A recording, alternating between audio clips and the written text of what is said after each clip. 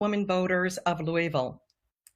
The League aims to increase of public policy issues and to end public policy through education and equity. Therefore, we are pleased that you all have joined or chosen to join us this evening for this unprecedented occasion, our first virtual education call. Serving as our moderator this evening is Stefan Dingle with WLKY TV Louisville. A special thanks goes to him, to our panelists, and to those in attendance. We sit back, relax, and enjoy an informative event. We will post 2 questions in the chat box, the opportunity to provide feedback about today's program. Please feel free to respond in the chat box to provide feedback or via email by writing to lwvlouisville@gmail.com. Thank you.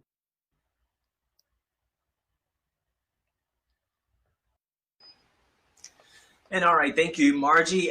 First of all, thank you and the League of Women Voters for having me to facilitate such an important conversation. It's one that if you're a resident of Jefferson County, if you've been in the Louisville, Southern Indiana area, you know about JCPS. It is the largest school district in the state of Kentucky, and we apparently have a tax referendum that is of the most importance to the community, so we'll dig into that. But before we do, I would like to introduce our panelists for this town hall tonight. First up, we are introducing the CFO, or the Chief Financial Officer of JCPS. She handles all the money, so she is probably one of the more important voices on tonight's panel. Miss Cordelia Harden, who has been with JCPS for nearly 30 years, quite a lot of time, so she knows the district very well. And she also has an MBA in her undergraduate studies from Bellarmine University. Welcome. Thank you. And next up, we have Miss Diane Porter. Everybody knows Miss Porter. She's been a teacher, a principal, a counselor. We can go on, but she is the chair of the Board of Education for JCPS.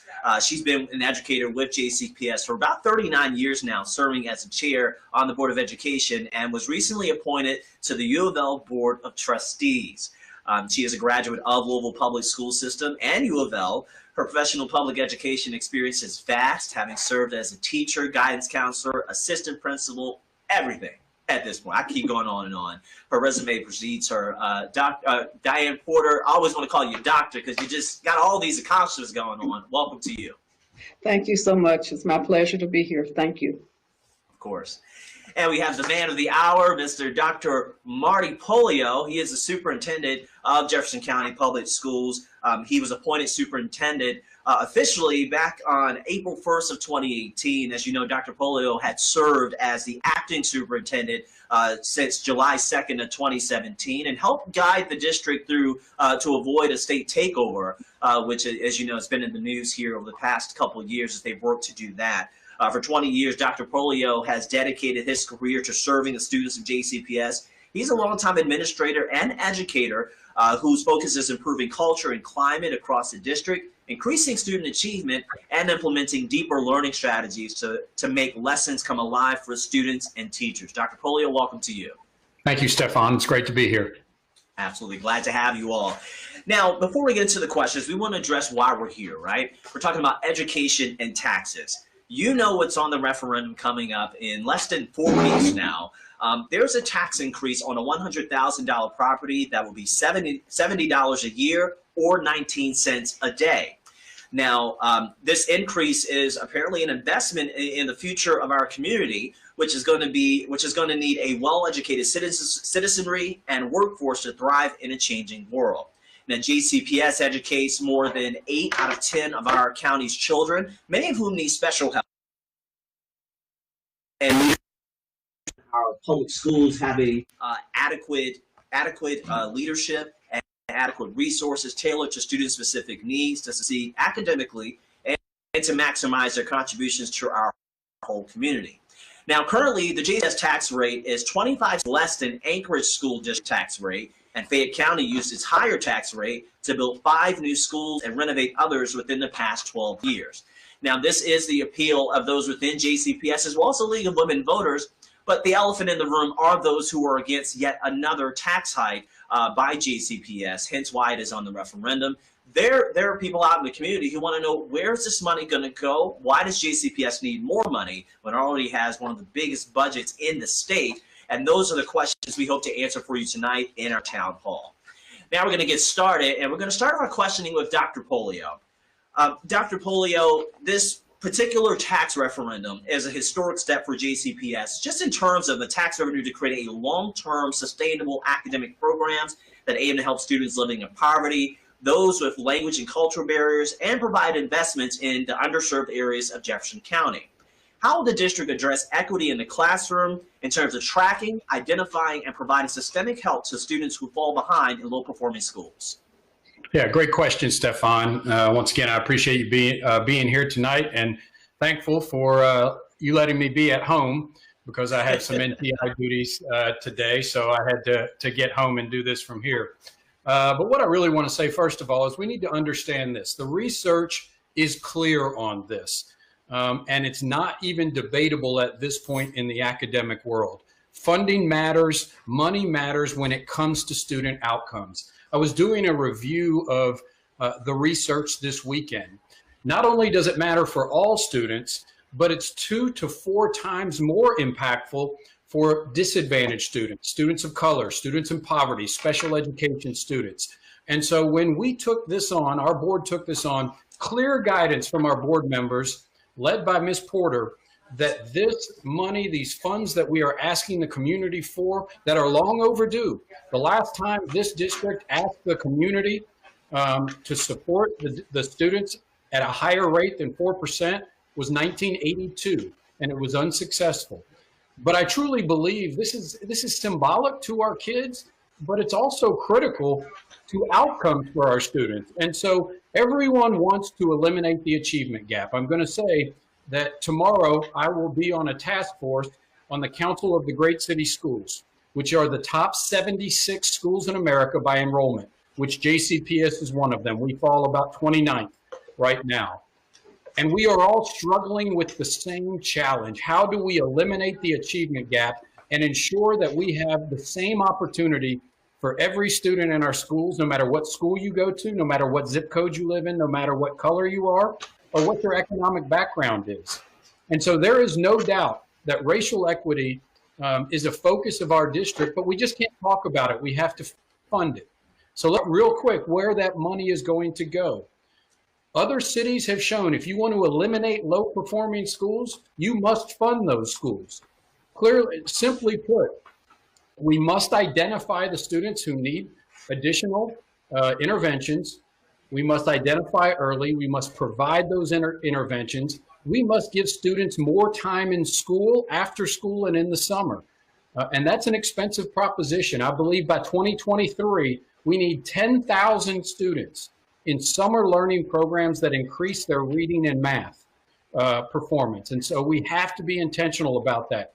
Second of all, we have to hire teachers and be very intentional about hiring teachers of color. Right now, we have 14% of our teachers are Black. We're 36% of our students. Research is clear about that. That is going to cost the district money in order to do that. We must ensure that our most experienced and best teachers and leaders are in our schools that need them the most, and that is going to require us to fund that. Finally, I want to have summer learning in every one of our low-performing schools, 3 to 4 weeks. And without a doubt, Stefan, this will be the last thing I say about this, we must have great facilities. When we look at West Louisville right now, the last school that was built in West Louisville was 2000. The last middle or high school that was built was Central High School in 1952. We must invest in all of our schools, but specifically in West Louisville. And that's what the charge is to do. And so it's not just one lever to pull. We must pull all of these levers and do a comprehensive support program for all of our students if we want to see outcomes change. Gotcha. And if I could just push back on that a little bit, Dr. Pollio, you do have detractors who say they're against this tax hike because you guys already have a lot of money. In what ways is this not possible with the budget that you already have? Well, one thing I want to say about that is let's compare us to our next largest city. in the state. So let's compare us to Fayette County, which is 2.5 times smaller than we are. Yet they are funded at nearly 8 cents more per $100 of property assessment, and they have a utility tax in Fayette County. And 2 years ago, Fayette County went to the community and said, our facilities are substandard right now. We have rain coming down into our classrooms. It was well known that roofs were leaking. And they said, it's not okay for the students of Fayette County to go to school in facilities like this. They passed a nickel tax 2 years ago, didn't even gather the signatures to challenge it. The community just said, we are behind this. And what have they done? In the past 10 years now, they've built 10 schools. We've built one in Jefferson County. If we're 2.5 times bigger, if we were at that pace, we would build 25 schools. So all we are asking, Stefan, is that we invest in our students at the same rate Fayette County does. And if we pass this tax, we'll still be below Fayette County. And I will tell you this, the need that we have far exceeds that in Fayette County. It's not just about facilities. We have over 6,000 homeless students in this district. And when we come back into our buildings, that need is going to be amplified. Yes, we must watch every dollar we spend, but there is no doubt our community needs to step up right now and say the outcomes for our kids, the facilities for our kids, the programming for our kids matters. We will not be outpaced by Oldham County, Anchorage Independent, or Fayette County. And our buildings are just a symbol of that need. So it's time to step up and say yes for JCPS. All right, Dr. Pollio, thank you. And I want to turn now to Ms. Cordelia Harden, the Chief Financial Officer of the school district. Ms. Harden, you know, school funding comes from many different sources that I'm sure you're very well versed on with the numbers there. What are the sources of funding that support schools, and how does that differentiate from the mandated sources that can only be spent in certain areas? Well, we get local funding as well as some state funding and then federal. Currently, our state funding only makes up about 23% of our general fund dollars. The restricted funds are for capital improvements is one area that we are restricted as far as for facilities and those major renovations. We also have some restricted funding on the federal side, such as our IDEA is one area which is for special education. So there are different funding sources throughout the district, but basically the local community is the one that actually has the burden of the majority of our funding needs. On you on that question, you know, what do you say to those who are looking at this and, you know, in particularly have the No JCPS Tax Hike group that has been making a lot of noise about this? What's your appeal to them when they're saying, well, you've already got a lot of money? You know, you break down these differentiations in the funding and how it can be used. What's your appeal to them? Well, as Dr. Pollio has stated very clearly, our kids have a lot of needs, and it's going to be even more so when they do return to in-person classrooms. A lot of individuals don't understand, unless you have experienced with your own family, you don't understand sometimes what those needs are and what it takes to educate a child and to be able to provide everything that they need. There's a lot of people that have no idea of the special education needs that our children have. And that is a small group of, say, 12,000, I believe, of our kids, but still, they need to have special equipment.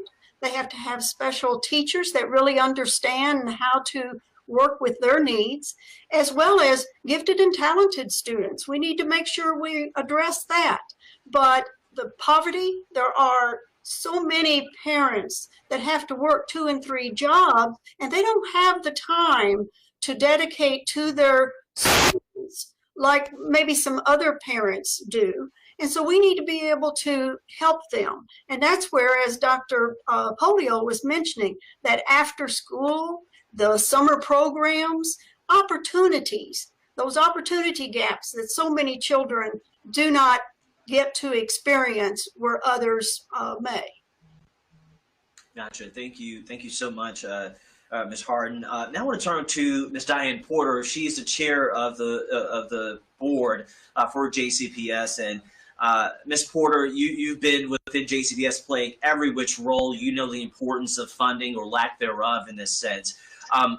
Two-part question here. You have, bouncing off of what Dr. Polio and Ms. Harden just talked about, you have a lot of people out there, aside from those against the tax referendum, you have those that are seeing the problems that do plague JCPS, and it's bound to happen with a district of this size. What do you say to those who are looking at this? Well, why does the district need extra funding when we have fights or things like this, and so on and so on? We can run down the list that you've heard over the years. What do you say to them on that? And then the other question I have is, you all have priorities as a board about, how this additional revenue potentially will be spent. Can resolutions passed by the board for how to spend new revenue for expanded equity initiatives be binded on future boards? Okay, thank you, Stefan, and thank you to the League of Women Voters for having this chat this evening. First of all, the why do we need it is because we're not where we need to be with educating our students. And in some cases, it's very obvious as we talk about the achievement gap. It's about how students feel. They will do better when they feel better.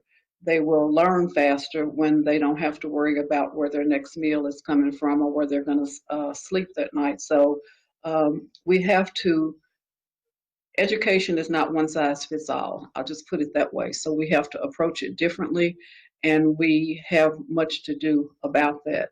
The resolution that the board passed was intentional because a lot of times as a board member, people say, we don't know what you're doing. You don't tell us what you're doing. You're not transparent. So the purpose of the resolution was clearly to signal the priority of the work that would happen with the investment in the taxing.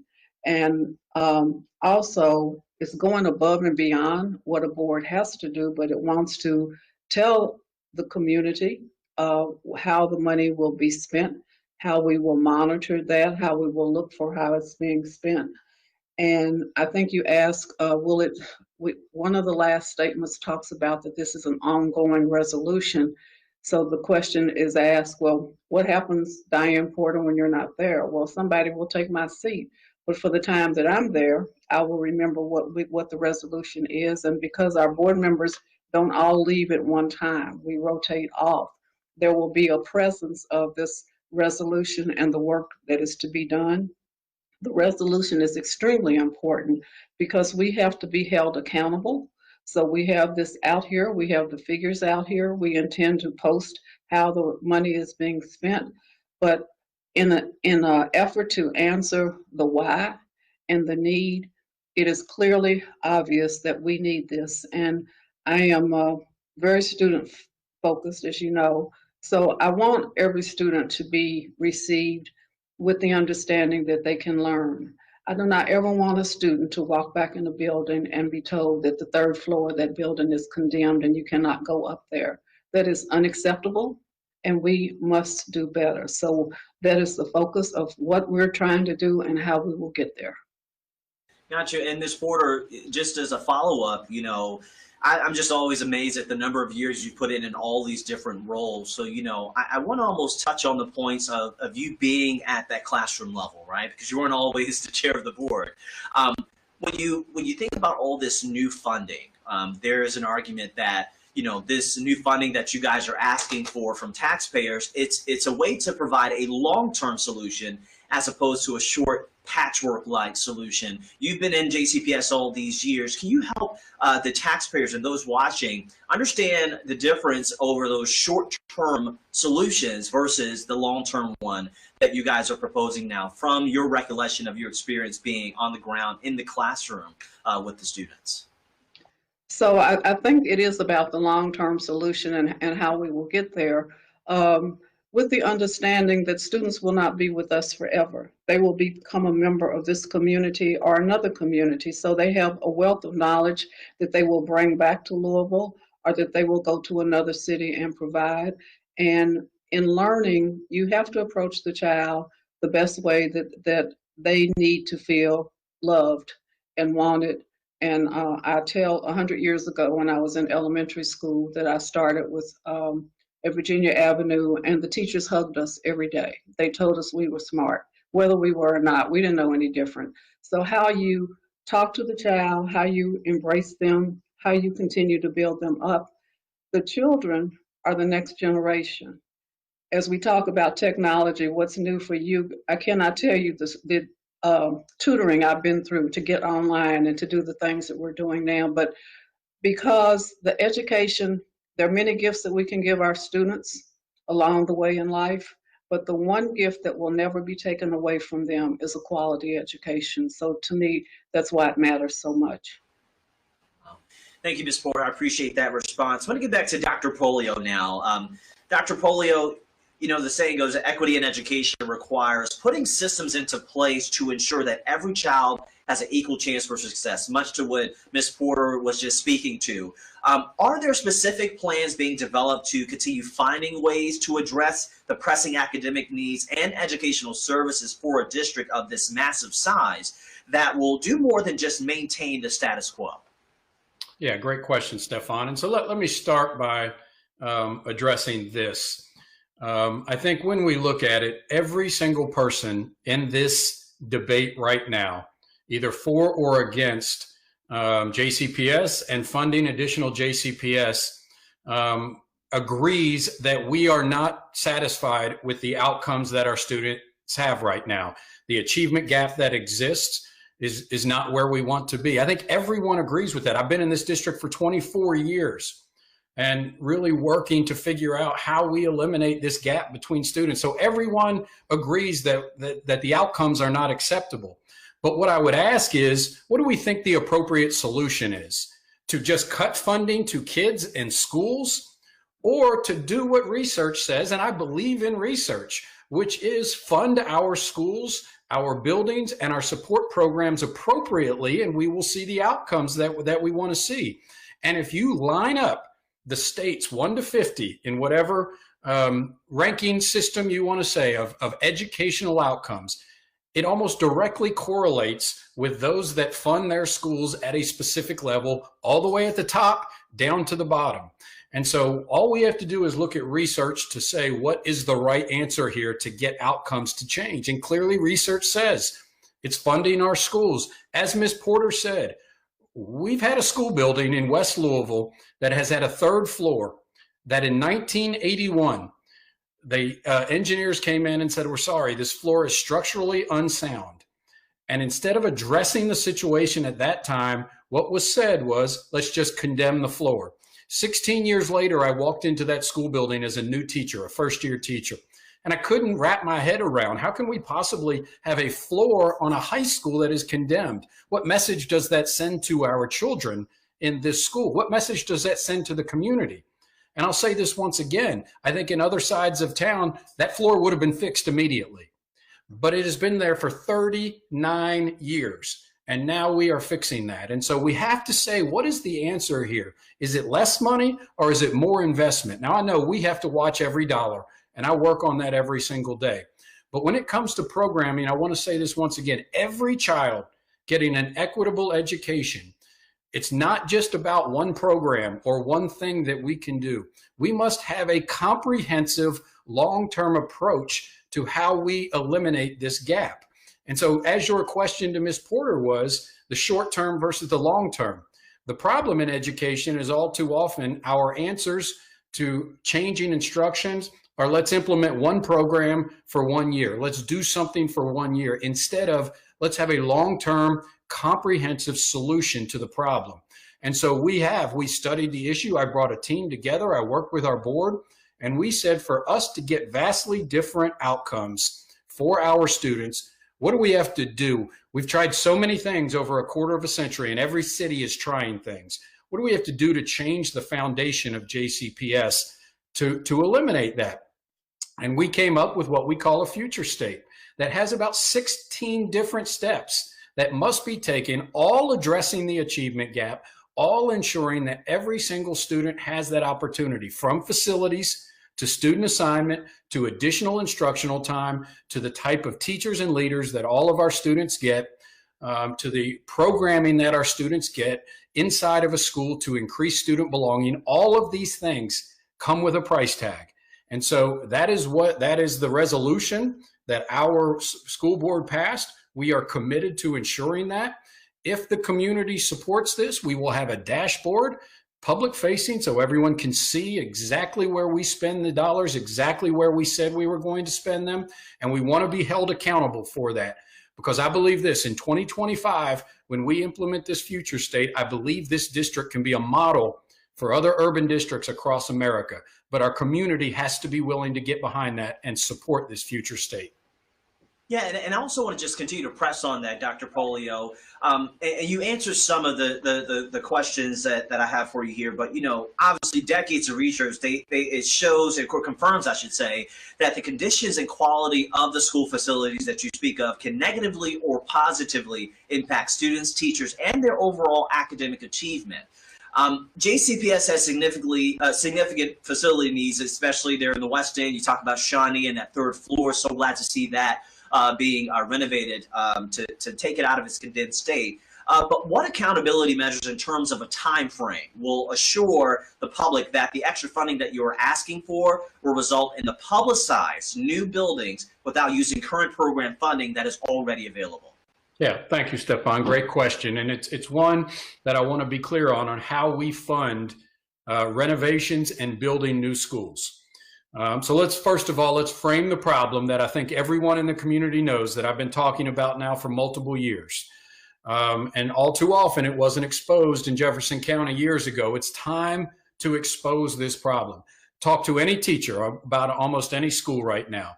They will tell you about the facility problems. They will tell you about the rain that drips down the walls of their classrooms and how that increases sickness. We have an attendance problem in JCPS. We have a crisis in this community.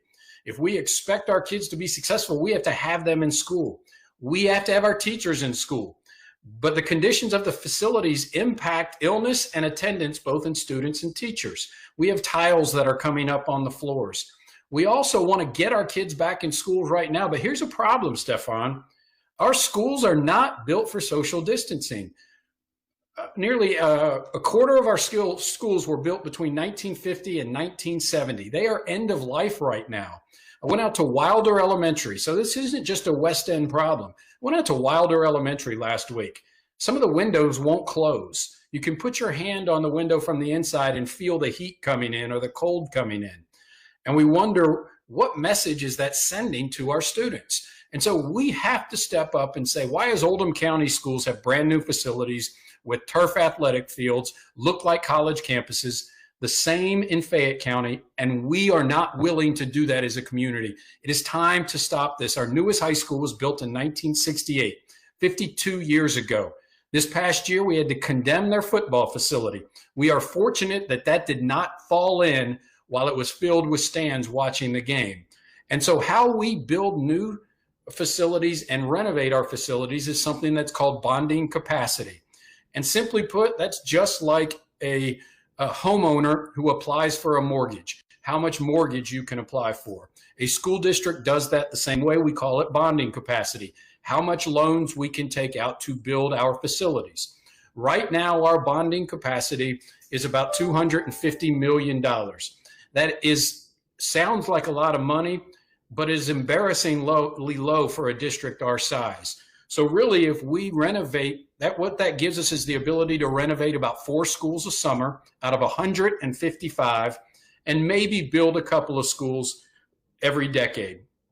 We should have a bonding capacity of $750 million like other cities our size in order to ensure that we can deal with the 32 end-of-life schools and we get to build new schools. So when we renovate right now, all we do at the cost of $8 to $10 million for an elementary school and 30 to 40 at the high school is replace the HVAC in the roof, maybe the entrance to the school, but the kids see no different kind of influence on their instruction. And so with additional revenue, this will go to bonding capacity. We will not use general fund dollars at all. Once again, I want to go on the record. Right off the bat, we want to build new schools in West Louisville. Happy to say we're breaking ground on a new elementary school in the Newburgh area tomorrow, the first brand new school in nearly 3 decades. in the Newburgh area. We're breaking ground on that, and I'm excited. We need to do this over and over in this community over the next decade. I believe this could be a renaissance for our schools. We are committed, though, not just taking the nickel tax. If we had took the nickel tax, it would have had to all go to capital outlay and capital projects. But instead, we went this pathway so that we could provide those additional supports that our school board laid out in the resolution, and then make sure that our bonding capacity is used to build brand new schools all over this community. Wow. Dr. Pollio, I still can't get over the stat. You said 1968 was the last time a high school was built in Jefferson County. It's basically a lifetime, you know, or close to being a lifetime of some of our middle-aged adults now. So definitely highlighting the need for new facilities within the district and primarily in the West End. I want to turn our attention to Ms. Harden. To the point that Dr. Pollio was making, look, COVID-19 has impacted everything, everybody and everyone to some degree, and it has obviously impacted our schools since March. In the midst of the spring semester, it ruined proms and graduations and didn't allow some teachers to see their kids off for the summer. The infection rate in Louisville has forced those schools to continue their virtual or non-traditional instruction. How has the district's response to COVID-19 affected the current budget and going forward if virtual instruction obviously will have to continue? Well, one of the things last year, which was FY20, 2019, 20, that the year ended June 30th, 2020, we were down in our occupational taxes almost $10 million. So that is one major impact that we had last year. This current year, we're experiencing the same decline because a lot of businesses have not come back to work with their staff, and therefore a lot of staff are not being paid, and therefore that is impacting our occupational tax in particular. We also are faced with some concerns with the state. They have notified us that we may need to think about some adjustments that may be coming. We do not have those numbers yet, so we have to be prepared for that. We have received some federal funding. I think most people are familiar, the CARES funding, and that is, of course, helping us through this non-traditional instruction, where we have had to purchase Chromebooks, laptops, for our students, as well as for those students that do not have access to internet. We had to purchase some hotspots, which would allow them to have access to that online learning. So there's a lot of challenges that have come with that. In addition, we've had the personal protective equipment. We have gotten some donations there, but sanitation needs is another area that we have, where we've had to buy actual sanitation guns so that our staff can go out and make sure when staff do return and students return that everything has been sanitized. Buses will have to be sanitized. So there's a lot of preparation that is taking place, getting ready for that in-school classroom, as well as cost that we would not have incurred for this virtual type learning.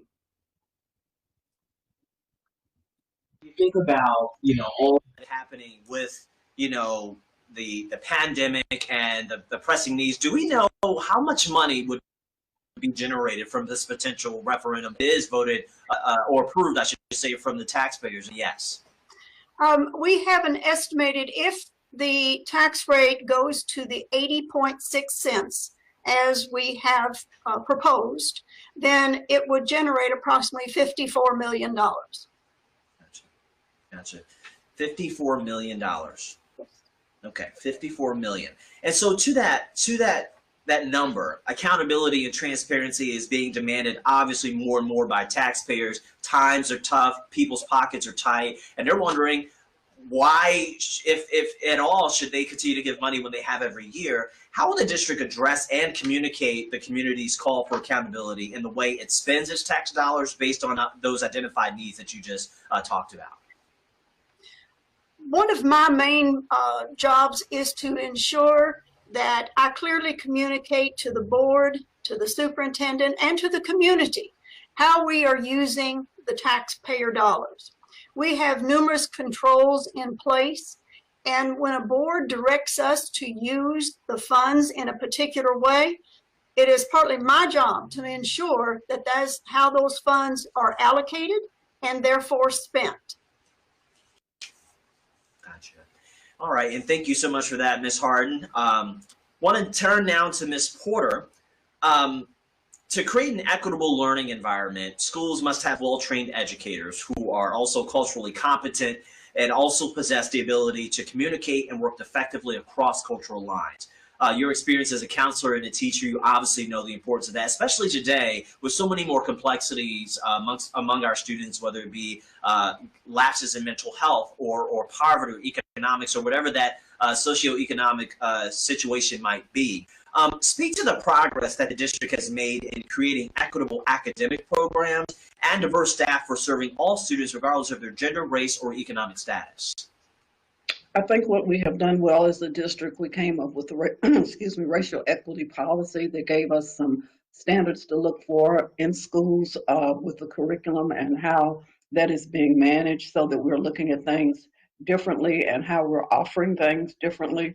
As you talk about teachers greeting students, we are working really hard to diversify our teachers, teaching staff. By this year, we have a residency program where we're working with young people all the way through. We're working with Simmons College of Kentucky and the University of Louisville to identify teachers.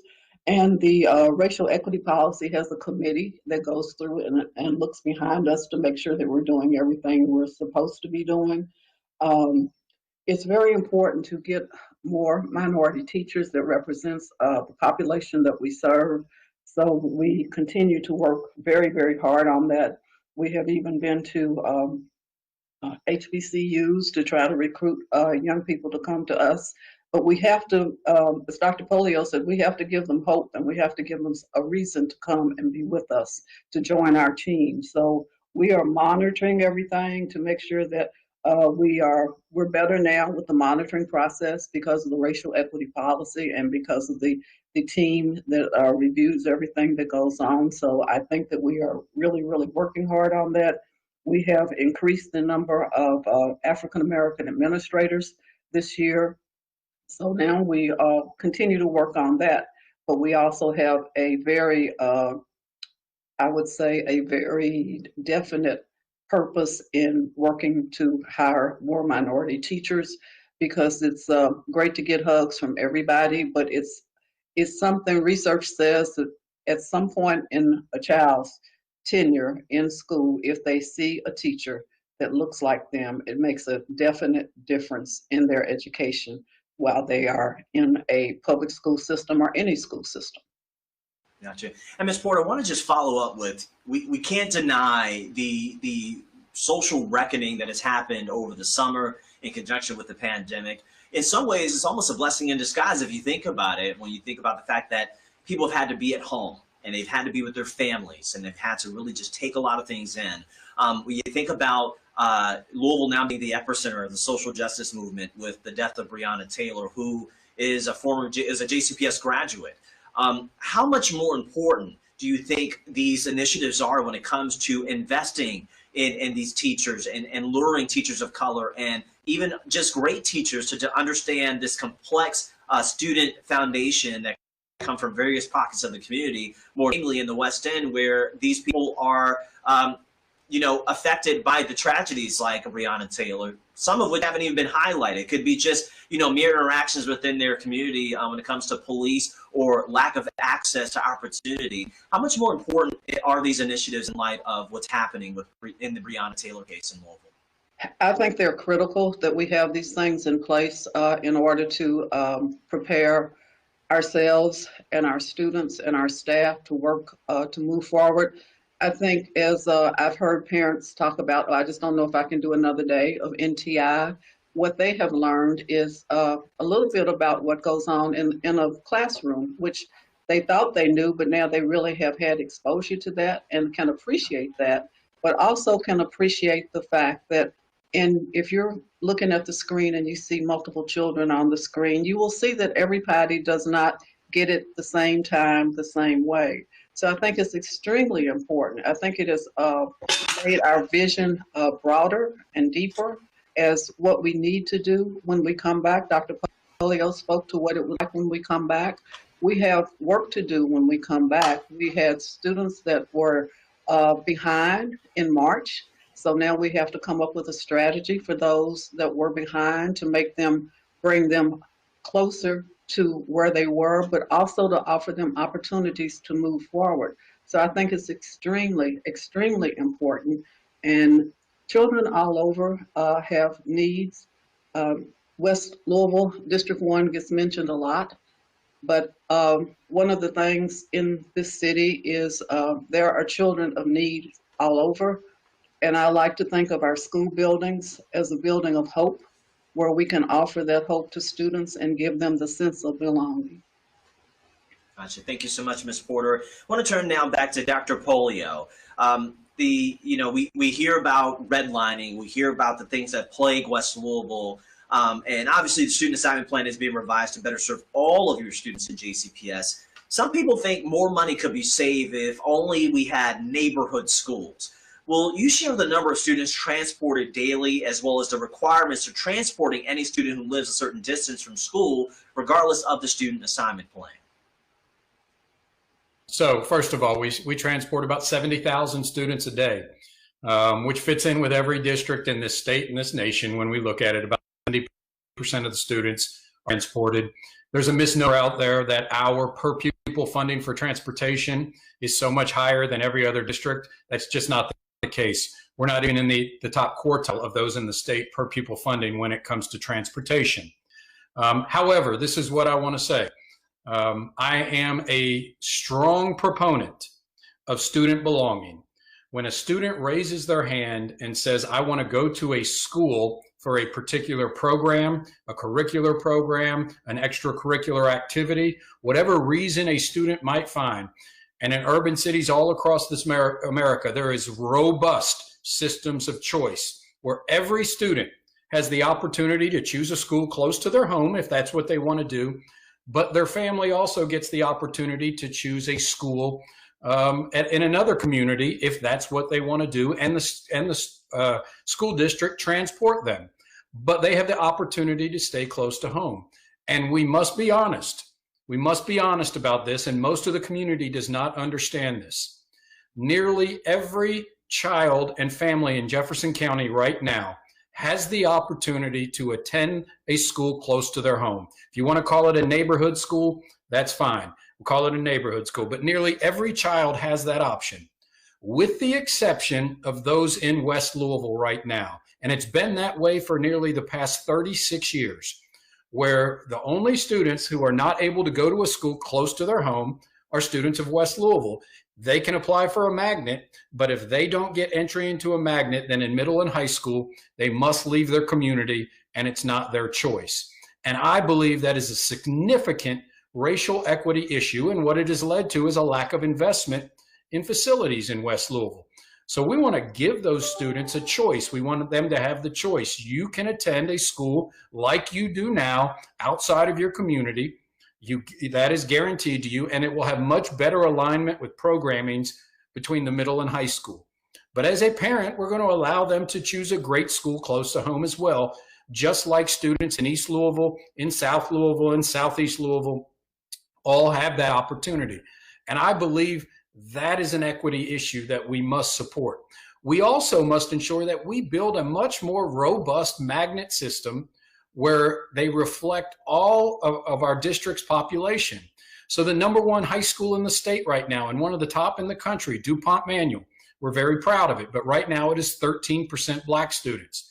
We must have it reflect our school district, that 36% of our students should be Black at Manual, just like our school district. And so we really have to build new magnets, start new magnets where more kids raise their hand and ensure diversity in all of our schools. But I'll wrap up with this, Stefan. When I hear that term, we need to stop busing and go to neighborhood schools, I always ask, If we look at high schools, which high school has the most buses parked outside of their school in the afternoon? That is DuPont Manual. That is Louisville Male High School. And so if a child is getting on a bus in the morning in Prospect and coming to DuPont Manual, most people don't refer to that in busing. But in 1984, DuPont Manual was created as a voluntary busing school. And so most people don't say that's busing. They look at something else as busing and say we need neighborhood schools. And I often ask, what is the basis of that argument? If we're not saying that a kid who gets on a bus in Prospect and goes 45 minutes to go to DuPont Manual has that same label on them. We must give every student, whether they live in Prospect, whether they live near Chickasaw Park, whether they live in Valley Station or Jeffersontown, the same opportunities, which is to go to a school close to their home if they choose, and to have an opportunity to go to robust magnet schools where they raise their hand and say, this is where I want to go to school. And Dr. Polio, just to follow up on that, I've been covering a lot of the stories of the new academies. It's always one of my favorite stories to do because you really unlock the students that do have to attend some of these schools, the opportunities that are available to them to be in the workforce while still being a high school student. I know I would have loved to have when I was in high school. How does programs like that and others that we have mentioned here, how does that increase incentive for students who may not get to go to their neighborhood school?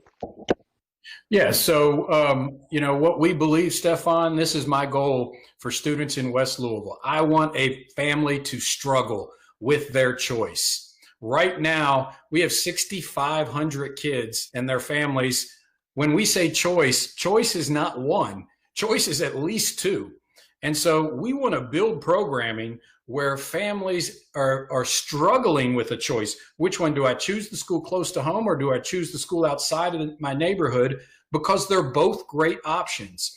And I will say this for high schools. Academies of Louisville is one of the best things this district has done in many years. And we could go back ages, I would say. And we were going to see about 75% of our graduating seniors from the class of 2020 transition ready prior to COVID-19. When we get back, we will continue that great work. And so really publicizing for students in West Louisville, you have the option to go to that programming, but then we must build the Academy at Shawnee must be our #1 Academies of Louisville school in the entire city with great facilities, great programming, certification, apprenticeships in all of our programs. And our goal at the Academy at Shawnee will be that 100% of the students graduate transition ready. And I believe we can do that. Awesome. Thank you so much, Dr. Polio. I want to turn back to Ms. Harden, CFO of JCPS. Effective school systems require the right combination of quality programs, educational resources, well-trained teachers, and support personnel as you measure those cost assessments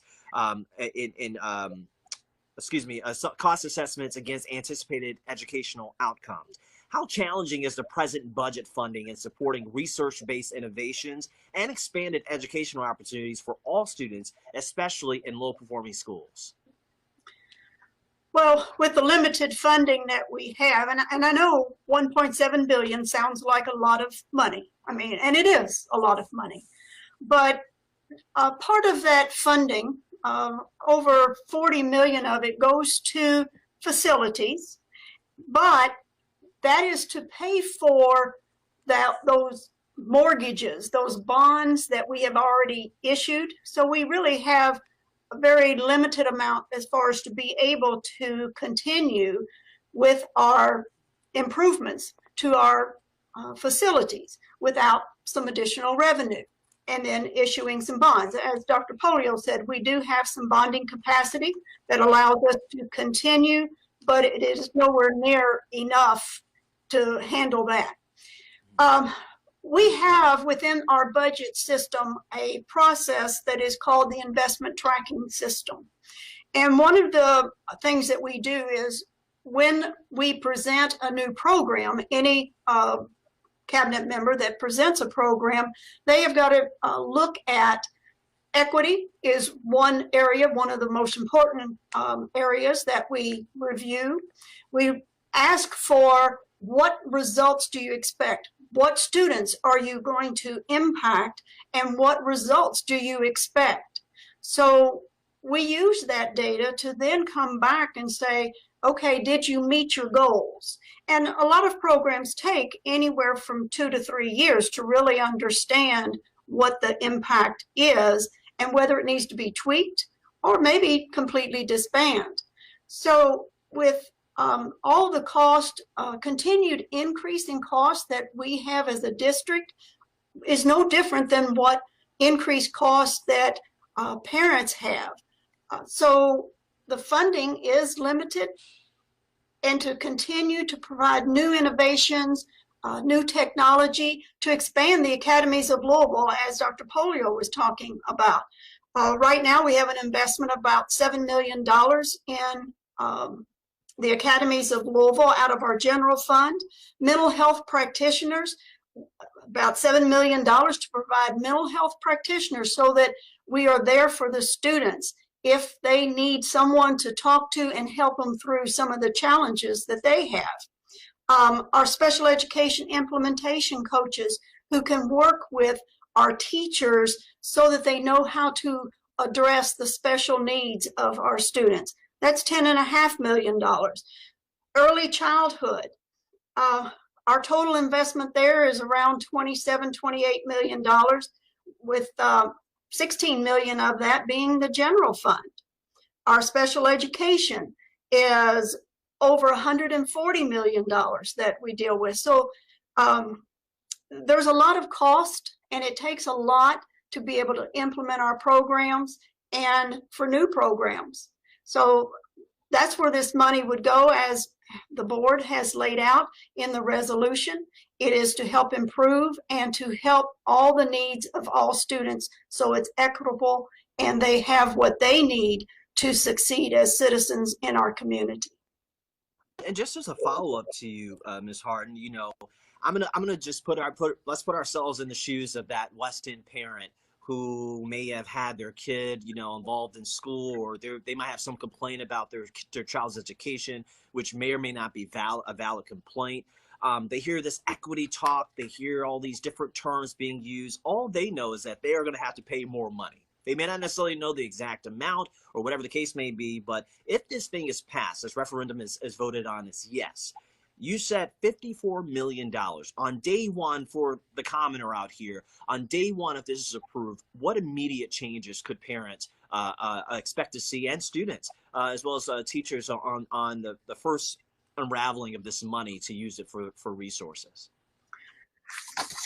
Well, I mean, it takes time to implement anything, but what they can see is the board would then be making some decisions, such as to bring our facilities up to 21st century. And so there would be specific plans laid out of where those new schools may need to be built or new renovations that need to take place. In addition, all of our racial equity initiatives, and for that student who does not feel that they are, or the parent of the student who feels their child is not getting what they need, the additional investments are going to particularly go towards helping those students get those extra services that they may need so that they feel part of the community, part of the school culture. So I think it will take time, but we are going to continue to build with those funds to make it better for every student, and particularly those students that feel like they are underserved, or we know maybe are underserved, where we're not addressing all of their needs, not just their academic needs, but also their social needs. Thank you so much, Ms. Hart. Now I want to take a turn back to Ms. Diane Porter, the board of the JCPS, chair of the JCPS board, I should say. Ms. Porter, you know, when students are regularly disciplined and removed from their classroom, they tend to fall behind and often experience social or emotional disengagement or just drop out of school. As a former counselor, you know that all too well. How will this new revenue be used to reduce the disproportionate or disciplinary consequences for students of color or other identified groups? The money will be used. We are already investing in a program called Restorative Practice.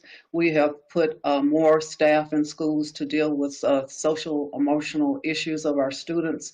So when we start a program, as our CFO has said, we have to hold everything accountable. So we have to go back and look at what's working.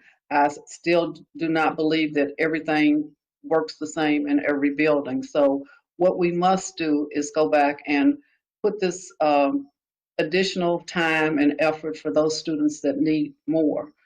We always talk about access and opportunity, and some of our students need more opportunities. They need more access to services other than a classroom teacher. It's a team effort, and I think that it's the board's responsibility to not only say this is the suggested way that we will spend the money, but to have a plan that people can see. We need to have we have a facilities committee that has looked at the work, but we need to post that work so people understand what it's like. For 10 years, I've asked for HVAC replacement at a school, and my school was already 3, 4, or 5 on the list, so it has not happened. So there has to be an awareness issue also. Access and opportunity is very, very important, and it does not happen overnight. It has to be planned. As we talk about how students will go to school, when this first started, in 1975, when we started moving folks around, the goal was to give students more access and opportunity. Some folks don't go outside their district, whatever the district number is.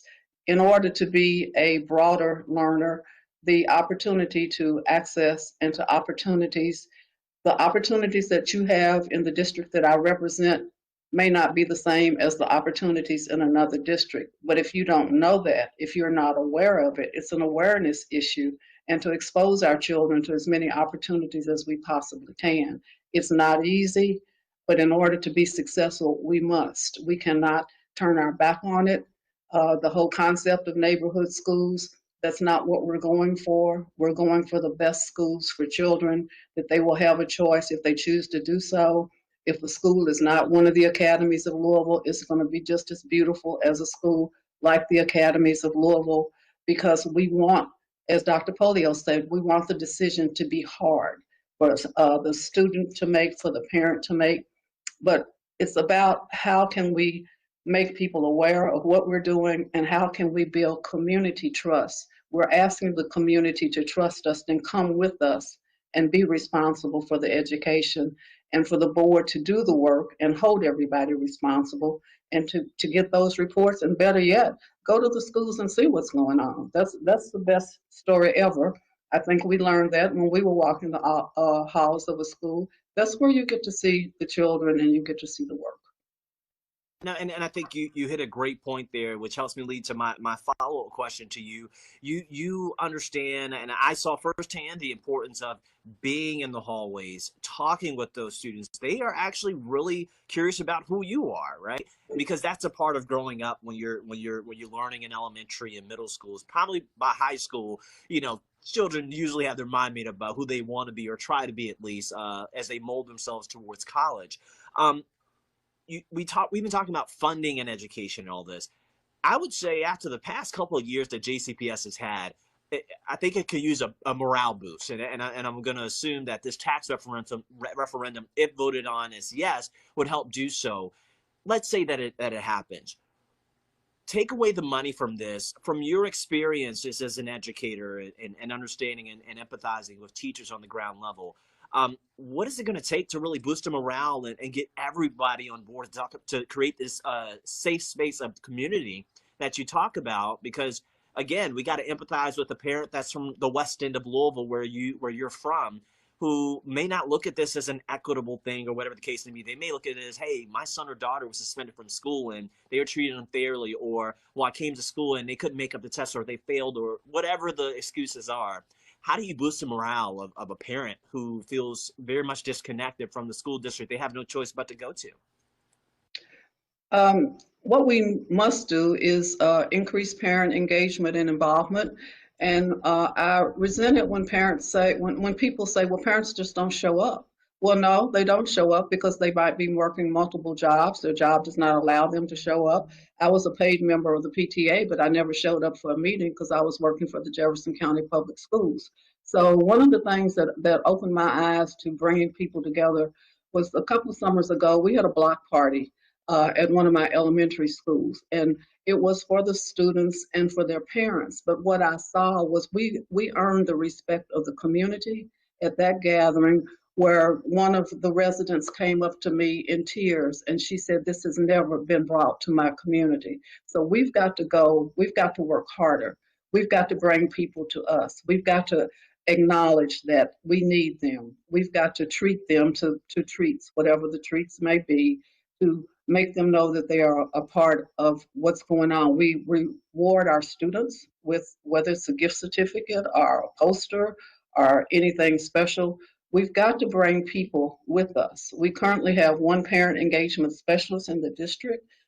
We need to see, do we need more? How can we help that person do more? One person working for the whole district, we can do this, but we have to do it understanding that we have to work together. We need our parents. We need our community. We need our grandparents. We need our aunts and uncles. We need those that just love kids and want to help. So I'm asking for the community to trust us, to give us this opportunity, but don't sit back and criticize. Join us on this journey. It's a journey that we must take. Don't criticize, join us. I think that is something we all could, take heed to. And I want to turn this question out to Dr. Pollio. Same along the same lines, Dr. Pollio. You were a sitting principal before you took on the role of acting superintendent to do what you're doing now as the superintendent. I'm sure for you, just thinking about your educator days, every time we do a presser about the Academies of Louisville, I always find that you're very eager and excited because it kind of reminds you of those days of manning the school and seeing those students. What can the district do, funding aside, to really boost the morale of the district? It's been through a lot. Well, first of all, I want to say this, Stefan, I miss that a lot. I'm doing important work. It's a tough job. I wouldn't be doing this if I didn't care so much about this school district. Thousands and thousands of kids' lives I've been a part of, and probably thousands of staff members and colleagues. And so any superintendent who, I'm not saying you can't go outside, but I can't imagine a superintendent who cares more about it. There's not a week that, I know Ms. Porter probably feels this way too, there's not a week that goes by where we're not out there and somebody says, do you remember me? And then they tell me a story about something I said or did that impacted them. And that's why you do this. So I really miss that. But first of all, I want to say this. I've been really moved by the support that we have gotten over the past couple of months as we have gone down this road. So over the past 2 Fridays, I've passed out signs, first to staff and then to parents at Van Hoos. And both times, 2 hours of nonstop traffic coming through of people saying how much they love JCPS and support JCPS, and they're behind us, our work. There's no doubt 2 years ago, we were 3 years ago was when the audit was announced, before I was a principal at the time. And we got this back, potential state takeover, with 276 corrective items. And for most districts, that's all they would tackle. We just had our audit. We feel it's going to be very successful. We're getting out of that. We believe it's going to be a successful audit where they say you have corrected those items. I look forward to getting that back. But in the meantime, we've had a lot of challenges along the way. There is no doubt about it.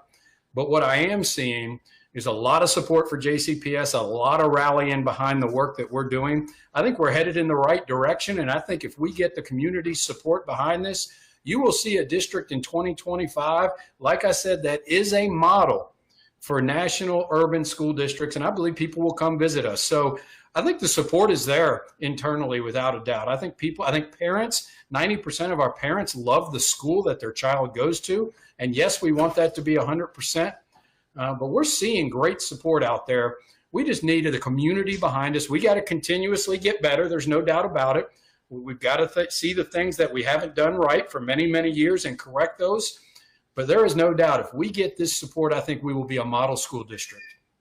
Awesome. Thank you so much, Dr. Polio. And I think the unsung hero of all of this is our teachers, right? I think parents, I can speak for every last one who has to sit at home with their children, getting through NTI and online learning and learning, arithmetic again, not necessarily my strong suit.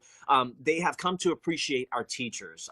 Teachers have been through a lot. It wasn't that long ago, under a previous leadership of our state, where teachers were marching on the Capitol, demanding their pay, and now the pandemic hits, and now they're being forced to redo their whole curriculum online.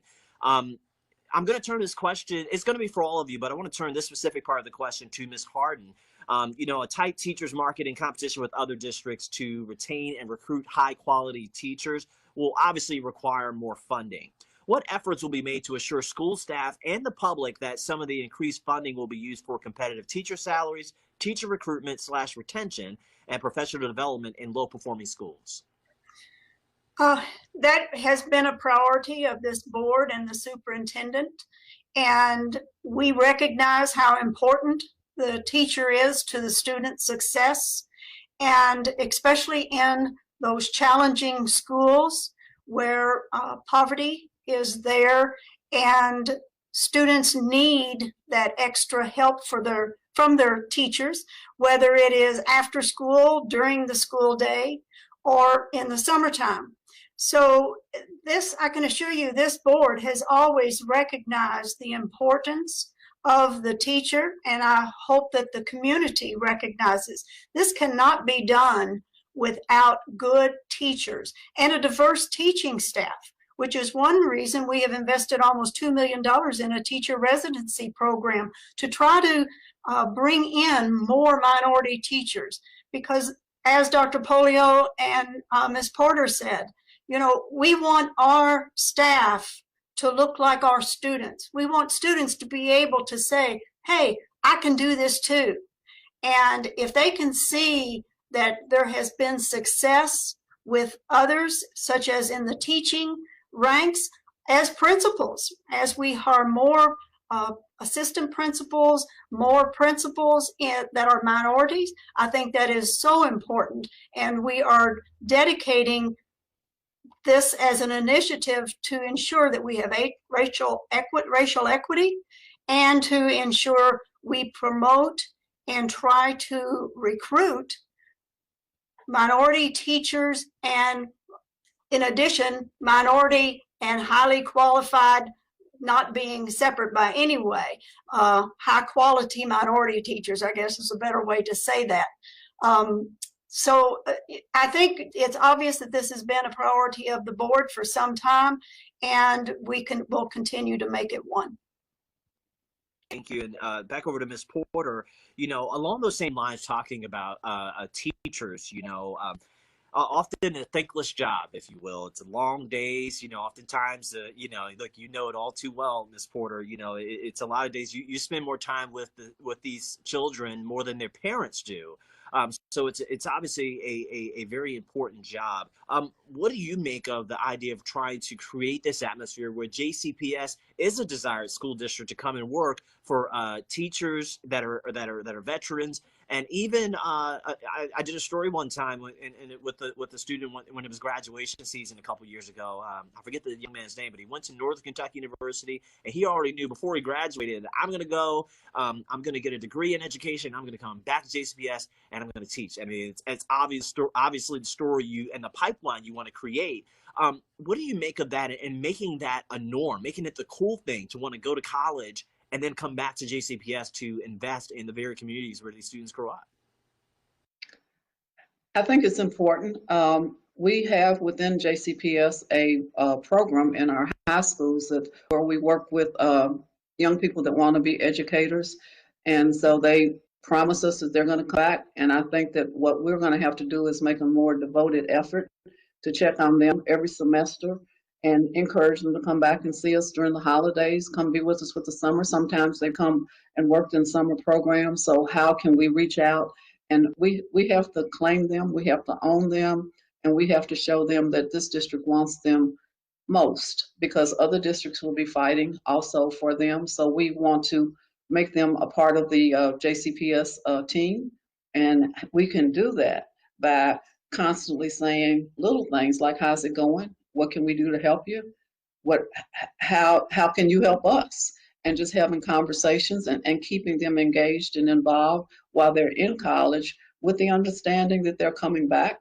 You know, sometimes we've been able to not totally hire a teacher, but get them to sign up. It's not, I don't know the correct term for it. Dr. Polio will have to tell you that, but it's somewhat of a contract, but it's not a good contract until they are college graduates and they have met all the needs to come to the district. So I think recruiting them sooner and being with them, particularly those that are in high school that we know are going to college, we don't need anybody to lure them away from us. And it's about the sense of belonging, I believe.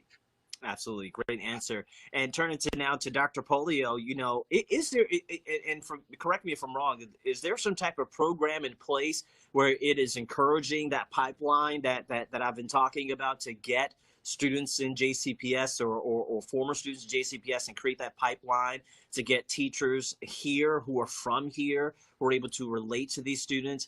And just also speak to the fact as an educator, you know, how important that is to, you know, see familiar faces or somebody who understands where you're from. Great question, Stefan. So let me talk from a little bit of broader perspective about the teaching profession right now. And it is very concerning, the numbers nationally right now. We have a teacher shortage crisis on our hands in this nation, and we need to start ringing the bell, shining a light, whatever we want to say on this crisis. 10 years ago in America, there was no such thing as teacher vacancies in districts. Now, all over the country, there are teacher vacancies in districts, including JCPS. That was not the way it was, and they are in districts, urban, rural, and suburban right now. And to really highlight that, in the past decade, our post-secondary partners that are certifying teachers, those programs have dropped by nearly 50% in the past decade. So first of all, we have to ask, why are our best and brightest not going into teaching at all anymore? And I think it's right now, there's been an assault and an attack on the teaching profession over the past decade or two. And so first of all, we got to start there. That's going to be a priority. And the districts who honor teachers and value teachers and pay teachers like they should be paid are the ones that are going to get the teachers into their district. And that's what we want in JCPS. But I'm concerned about 10 years from now, what the landscape will be like. Is it going to be that we have 50 kids in a classroom 10 years from now because we don't have enough teachers all across this country? This is a real crisis that we are going to have to deal with and acknowledge why other countries are having young people, their best and brightest, go into the teaching profession, but in the United States, they are not. And those that like to say the market dictates it, that's the problem here then. And so we must respond as a nation to this teacher shortage crisis. In JCPS, we have decided we are not going to let it just be, let's hope we get more. We've decided we've got to tackle it. So first of all, in the academies of Louisville, we have teaching and learning pathways. And so getting kids passionate about them, connecting with them, and just like Ms. Porter said, being more intentional about giving them an offer to come back into JCPS, a conditional offer early on, and then saying, we're going to check on you once a year and you're coming back to JCPS. You know, that's what we need. But then also taking those, I get so many kids who graduate from college with a degree in something else and they come back and say, I want to be a teacher. And I say, well, I'm sorry, you're going to have to go back to school. And it's just not feasible for kids. So we start a teacher residency program. As Ms. Harden said, we're investing $2 million to put in 1 year, if someone has a bachelor's degree, we're partnering with the University of Louisville. They spend 4 days in a classroom with a master teacher at one of our high poverty schools. And on Friday, they go to school. And in 1 year, they gain their teacher certification and get paid by us to do this. These are the type of programs we have to do, focusing on minority teachers. And then finally, having that Simmons College of Kentucky program, where those that don't have a bachelor's degree yet, we're pushing them we're exposing them to the teaching profession, and Simmons is bringing them to us. And so really at all levels, high school, those that haven't gotten their degree yet can go to Simmons College of Kentucky. And then those who have a degree but want to get into teaching. So it's really a comprehensive program to attract and retain teachers in JCPS. And really so much of this work that we're talking about with increasing the funding and revenue in JCPS is going to go right to that. And it's going to address a problem that 10 years from now we won't have in JCPS, but many other communities will have. Thanks so much. Now, this is kind of my last little wrap up for the evening. It's going to be addressed to all three of our panelists here. But just to give some prompt, obviously, we're talking about the big tax referendum. And, you know, there's been a little bit of controversy of even how it's been printed on the ballot, which, you know, the blame goes either here or there. But the point is that voters say that the ballot question for the JCPS property tax increase is a bit confusing. Now, the question reads, are you for or against the Jefferson County Board of Education better supporting the education of students in Jefferson County Public Schools, including improvements to school facilities by levying a real estate and personal property tax of 7 additional cents per $100 of valuation? But obviously, the questions ask voters if they are for or against it, but voters can only choose from yes or no. Obviously, that we've reported on this, talking about how the Jefferson County Clerk's ballot software is not capable of printing for or against as the referendum chooses, only yes or no.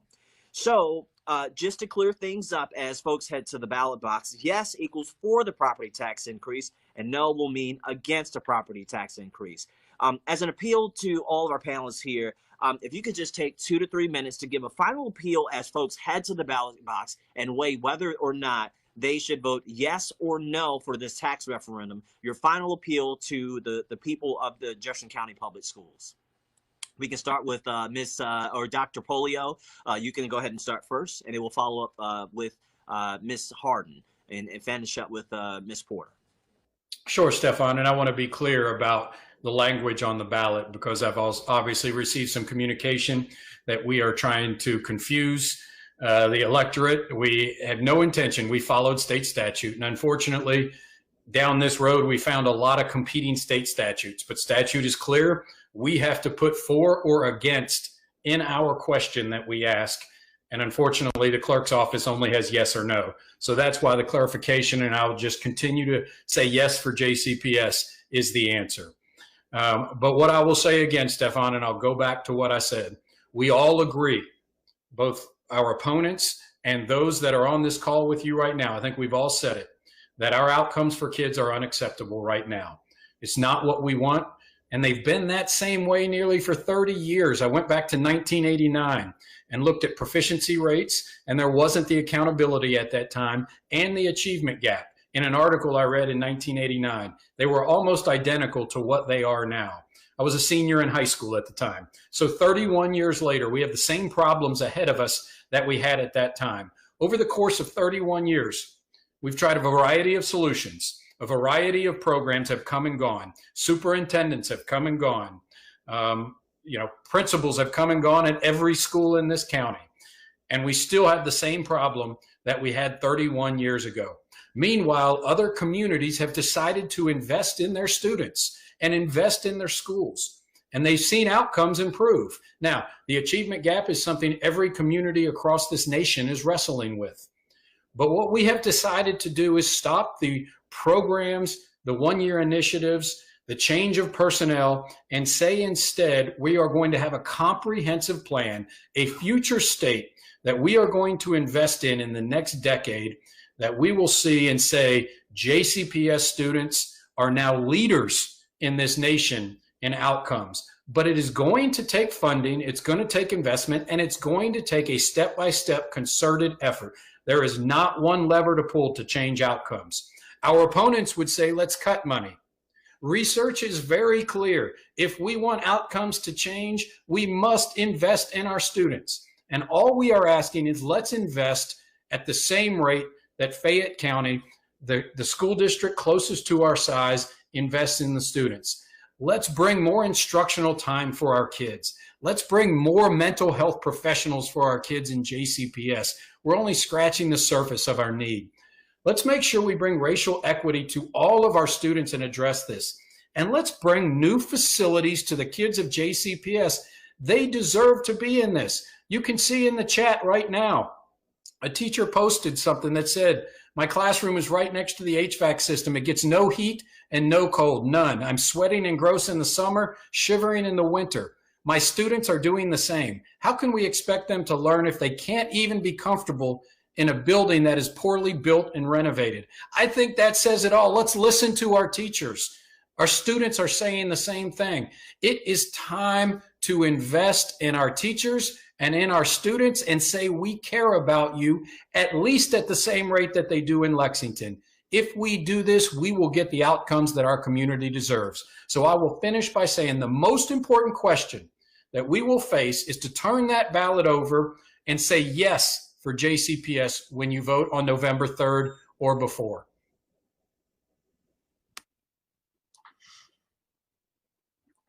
I would say this is not just an investment in Jefferson County Public Schools. You definitely, in my opinion, we should say yes to the ballot question. This is an investment in the entire community. By educating our children, giving them the opportunities and the education that they need, whether they decide to go to college or if it is a career they want to go into. They need that K-12 strong education, and that will bring more business to our local community, more jobs. So our kids don't have to go somewhere else in order to make a good living here in our own community. We can only do that with the funding by saying yes to JCPS support.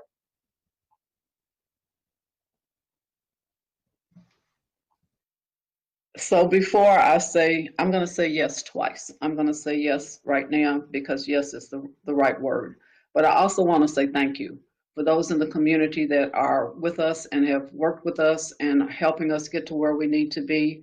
I also want to say thank you to our two board members that worked hard on our revenue committee to come up with some of the work that we are talking about tonight. So Dr. Chris Cobb and James Craig worked on that committee, so I want to give them, I wanted to thank them for what they're doing. And obviously, I support this for our students because to me, it's not maybe, it's a yes. But also, I want to use this term that has been used with me sometimes when I'm feeling low and maybe I'm not doing my best work. The term that says, for such a time as this.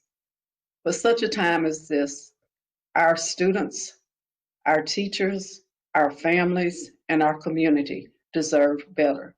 So please vote yes.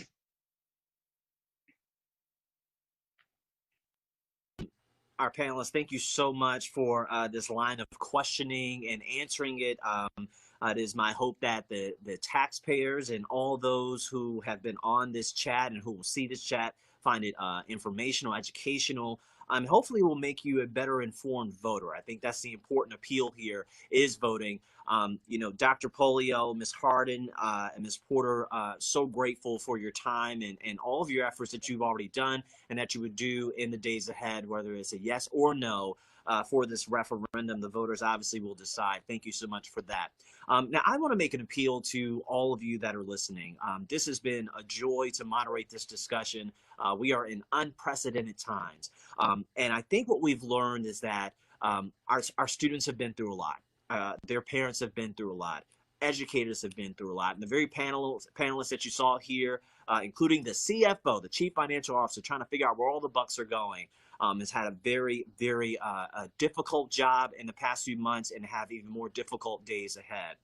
This vote for this referendum on November the 3rd, in less than 4 weeks as we head to the ballot box, is so important. I would appeal just in general. Doesn't matter which way on this coin you're going to flip. Go vote. Make your voice heard. I think Ms. Porter said it a bit earlier. You can't criticize if you don't go and do your civil duty, and that is by voting. It is very important. It's for the future of education for JCPS. No matter if you agree or not, I think we all can get a little bit better these days. But I think what you saw here tonight was an appeal for people who care about the students. I think oftentimes it gets lost in the fold when we are in such times as this. But as we've seen, from the educators to the administrators to the parents at home, we're all having to work together to make this thing work, because at the end of the day, we're all in this together. So it has been my absolute pleasure to moderate this important discussion, and I'm sure more discussion will continue in your own households, in your homes, amongst your students and your staff, and even among administrators and people of the community as we march toward a very, very consequential election. So thank you so much on behalf of WLKY and myself. I'll bring in Dr. Charasika to close us out. Thank you guys so much. Well, I just want to say the same as you have said. We just it's just been a wonderful evening in terms of information that is so much needed. And I would also encourage everyone to get out to vote, because that's where you have your power. Power is being your action to vote. And I would thank you so much, all of our panelists. The responses I'm seeing coming through are all positive. We learned so much, some of what we already knew, and other, there was also additional new information. So again, thank you, Stefan, for agreeing to be our moderator, and thank you, panelists, as well as thank you.